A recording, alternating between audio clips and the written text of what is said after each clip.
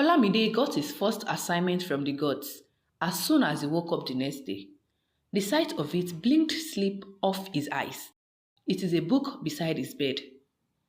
The sight of the unusual no longer scared him, so his hands were reaching for it before he realized. He inspected it suspiciously before opening the first page. The wisdom of the Orisha was inscribed on the first page, written with fine twigs. It was beautiful.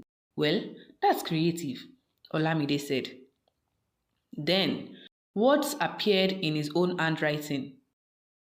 Olamide, welcome. Let's begin.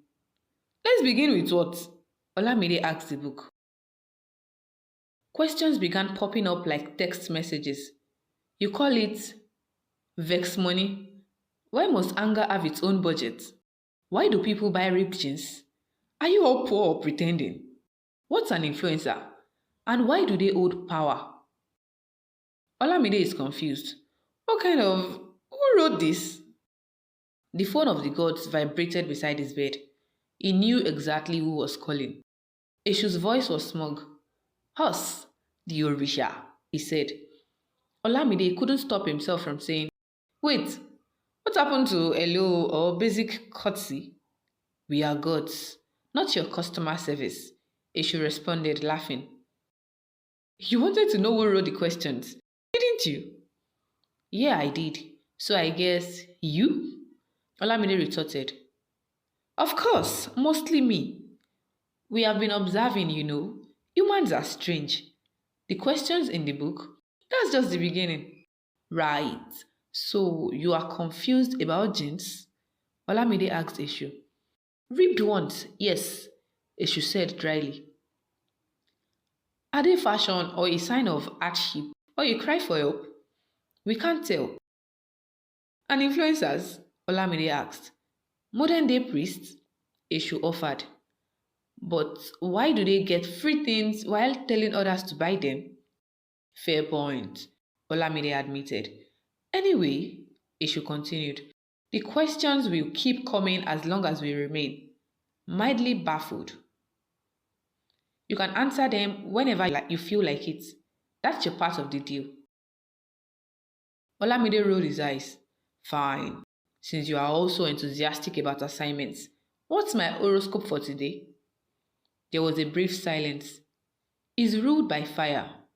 Boldness will lead to triumph, Orumila's voice declared confidently over the phone. That's nonsense. Water. It must flow with the tides, not fight the current. Oloko retorted immediately. You chose me as our representative over the phone. Why do you keep bumping into my conversations with him? Eshu muttered. You are the gods. How are you all arguing over something as simple as a horoscope? Before anyone could respond, a smooth, serene voice cut through the chaos.